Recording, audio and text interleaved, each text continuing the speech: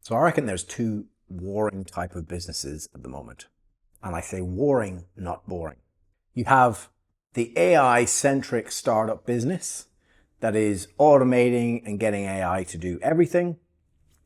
And then you have the old school, well-entrenched businesses who've been doing the personal route for most of their career and are now starting to really resist the AI land. Whichever side of the fence you sit on, in this video, I'm going to break down the pitfalls and how to combat against those common pitfalls so that you and your business can navigate the next 5-10 years easily without that existential dread that AI is going to take over and make us all completely irrelevant. So a lot of the businesses that I work with are high trust. They're B2B business owners who generally value those human relationships. In any business, you have the public-facing product or service, and then you have the internal systems. Generally, what I've observed with all of my clients, if their service or product is very human-centric and has been for years, so for example, if you're a financial planner and you've always done the going to lunch in person with clients, what tends to happen is how your product and service and how you run that client-facing side of things, it also leaks into your internal systems.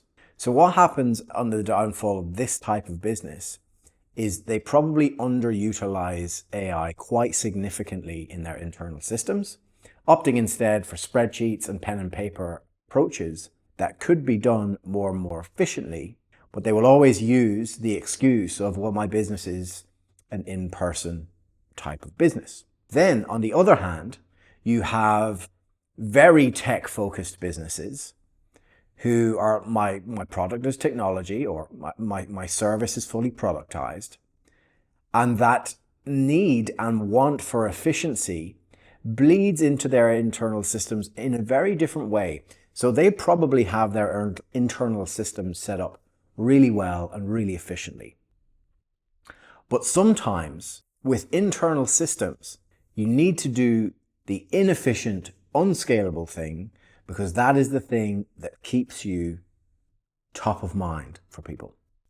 So I literally had this realization the other day. So I was working with Imagine and we were going through the new member onboarding process. So basically, in short, what happens is when a new member comes on board, at the moment, we manually send an onboarding email. So that means point of sale happens, and usually within the first half hour to an hour, they get communication with their onboarding playbook, everything else. And in my head, I was like, well, that's something that could easily be sent if it's a boilerplate type email. But then I took a step back for a second.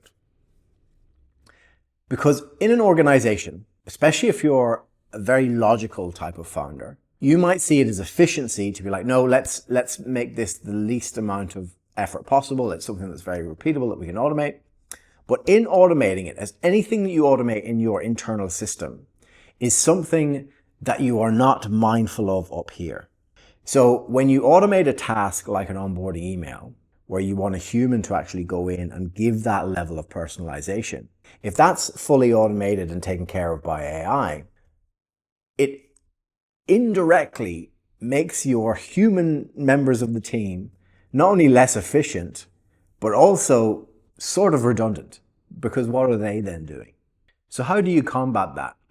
Well, it's very easy. Think about the people first. And when I say people, I don't just mean your customers, but I also mean your internal team.